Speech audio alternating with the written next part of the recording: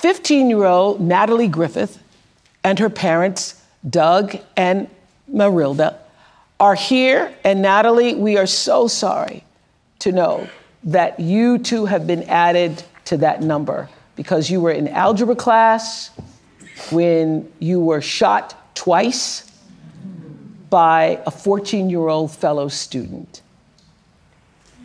We're so glad that you lived to tell your story. And so how are you tonight?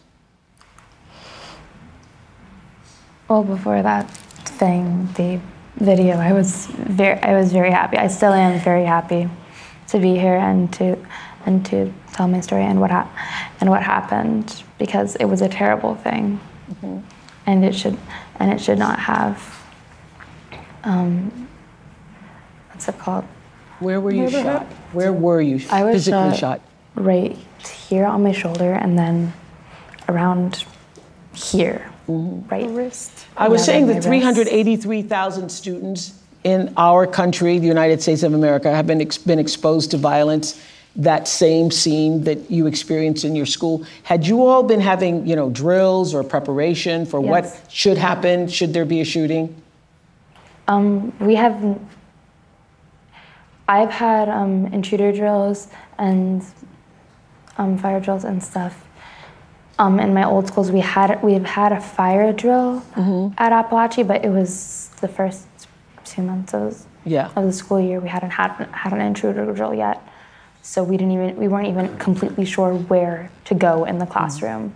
We all I remember being huddled. So I was watching your mother, even just when that tape was coming on. It's still very much PTSD, very much traumatic. You're still reliving it. And how has it been for you? How were you notified that there was a shooting at the school? I was notified by a friend. She called me. I was at work. And she called me and she said, "Do you know about the shooting?" With the school that she goes to, the Apalachee. I said, "No, I don't." And then she said there was a shooting at the Apalachee High School. My heart just dropped. My heart just got so heavy, and I could not stop. I had to leave. I told my coworkers, I gotta go. I have to leave. And my first thing I did is drop my knee on the floor and just start praying. I prayed for about 30 minutes for my work all the way to the school. I didn't get to the school on my car. I had to leave my car at a gas station about 2.5, 3 miles. And I walked on foot and I ran because my heart was so heavy. I couldn't get to touch my daughter. And I hear you have a message for people in power regarding guns now. I do. I want to finish that story because no parent should go through this. I want to just finish what, the experience. You do not know what feels until it's you. Yes. All those numbers that you show on the TV, a lot of people there here are mothers. What are we doing about this? What are we doing? Let's make sure that everybody listens. Let's make sure that everybody hears it. The whole world needs to hear that we women that have our children, we have a job. That job is to protect our children. That job is to protect our nation. That job is to protect our country. We cannot leave. We cannot let that go on. We have to stop it. Where I was asking earlier, where are those people? All the shooting, where are they? They needed to make a noise. I'm ready to make a noise about this, and I'm ready to stop it. Because no one knows what feels when you can't find your child, when you call her and you call her just not answering. And when I went through it, it's just me that knows it. And I'm so sorry for those that lost their children actually died. I can actually hug my child. My child is here, and I gave all this praise to the Lord. Our Father in heaven saved my child.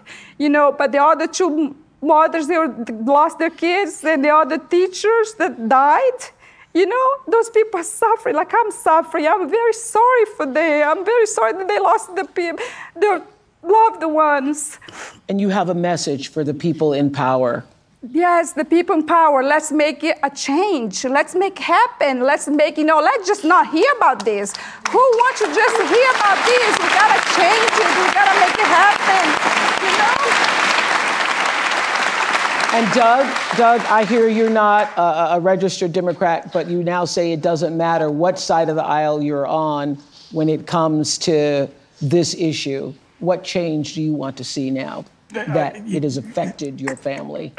Common sense, I think a first step would just be metal detectors in schools, make a budget, make a plan. And the people that say, well, we've never really done stuff like that before, I don't care. They didn't have metal detectors at airports at one time, they didn't have metal detectors at courthouses. I think that if a child knew that he would get caught, the likelihood of him trying would be, there may be another target, but it wouldn't be us having to worry about schools being hardened, Yeah. Yeah.